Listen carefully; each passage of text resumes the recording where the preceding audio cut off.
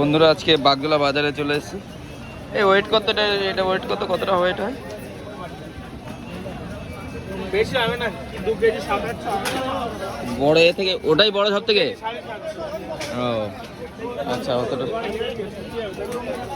তা আমার থেকে কেটে দে, 500-700 মতন দেয়। 1 কিলো না, দুজন মানুষ না, অল্প করে। আর পমফ্রেট কত করে নিচ্ছিস? এই পমফ্রেট অরিজিনাল নাকি? অরিজিনাল।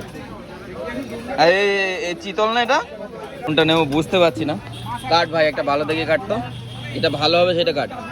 আর আপনি 10টা মাছ বেচে ফেলি, দেখে নিয়ে বড় মাছ ভালো হবে তো কাটছি, দেখে না।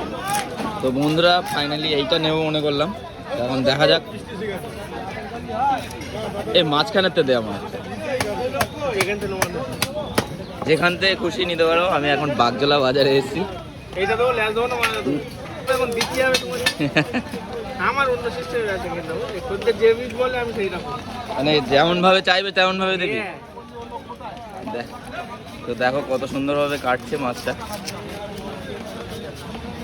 1 কিলোর বেশি যেন না হয়। কমাবে। তো চলো, মাছের ডিম হয়ে গেল তো। 1 কেজি 50। এছাড়া আইডিয়া আমি করতে পারলাম। বৃষ্টি চলে এলো, এই সুন্দরভাবে ছাড়িয়ে দিস ভাই। হ্যাঁ, ঠিক আছে, কি হতে ডিম হবে। চলো, হালকা করে ডিম হয়েছে। এই কোথাকার মাছ এটা? আমাদের কি দেবো? দেখা যাক এখন। ভালো আছে দাদা, একটু সুন্দর করে ছাড়িয়ে দিস ভাই। যতটা পারে।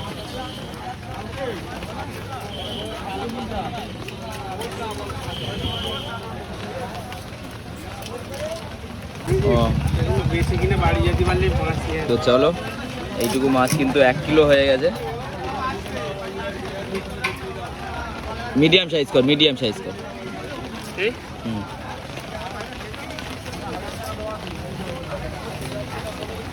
চলো, সুন্দর করে পিস করে দিচ্ছে।